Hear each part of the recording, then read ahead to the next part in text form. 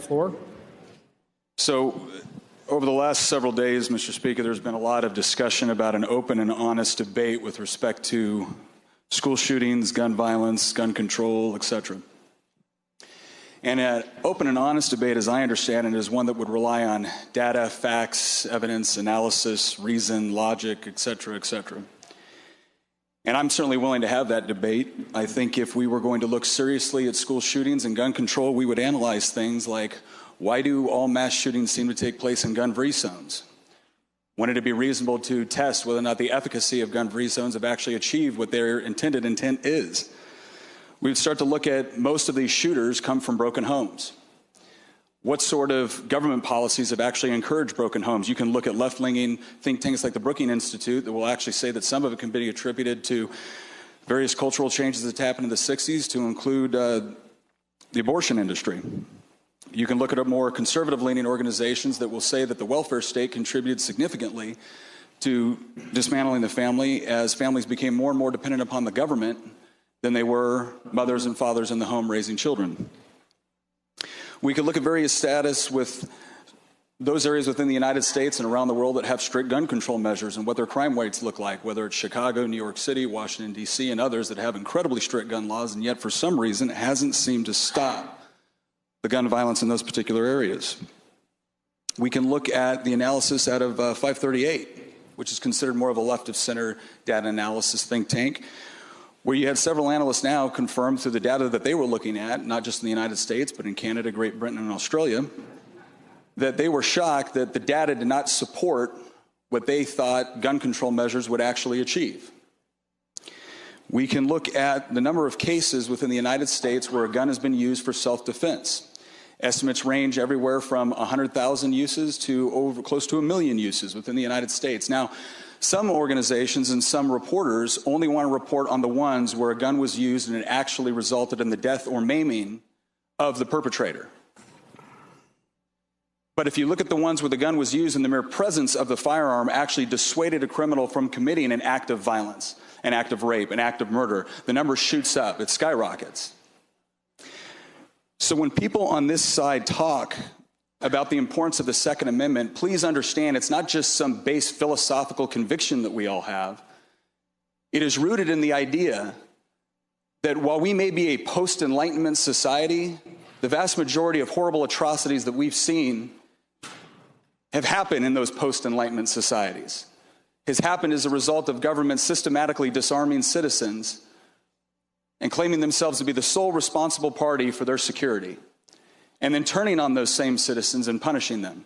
That's the most egregious cases. But in the individual cases of self-defense, that's why the people on this side of the aisle hold the Second Amendment in such high esteem, because we honestly believe that you have an inherent right to defend yourself.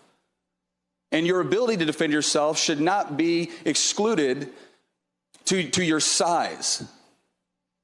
Firearms provide someone that is weaker and not as fast the ability to actually defend themselves from a stronger attacker. Some of the other things that we would look at, and some of the things I would hope we would have bipartisan support for, all of us agree that we need to make sure that our students are better protected when they go to schools. One of the things that we would look at is arming certain teachers. Not every teacher, but a teacher that is comfortable with it, is former law enforcement, is former military, that is now in the classroom. Delegate Plum said yesterday that that was ridiculous to consider. Why? Is it because the other side of this debate will only accept one quote-unquote solution to this problem, and that is tearing apart or gutting the Second Amendment? And I understand, we're going to mention just a couple of the bills that were done this year, right? Background checks, getting rid of bump stocks. If you're wondering the other reason why we can't have an honest debate over this one is because, quite frankly, I don't think any of us on this side of the aisle believe you when you say that's all you want to do. It'll be bump stocks, it'll be background checks, then it'll be different kind of background checks that register the guns. Then after that, it'll be we need to ban assault weapons. What's an assault weapon? Something that looks scary. Then after that, it'll be semi-automatic rifles. After that, it'll be semi-automatic handguns. Then it'll be revolvers, shotguns. Because when the policies fail to produce the results you are promising to your constituents, you'll be back with more reasons on why we've got to infringe on Second Amendment rights. The other reason why it's really difficult to have an honest and open debate about this is because of members of this body comparing members on this side of the aisle to Nazis. Members on the other side of the aisle saying that when a 24-year-old teacher gets up and says that the whole debate is between the Second Amendment or her life, that's a false dilemma. And quite frankly, one of the ones that I found the most offensive, along with being compared to Nazis, was being compared to segregationists. I just want to remind everyone someone very quickly. It was not our party that supported slavery, that fought women's suffrage, that rounded up tens of thousands of Asian Americans and put them in concentration camps, that supported Jim Crow, that supported segregation, or supported mass resistance. That wasn't our party. That was the Democrat Party.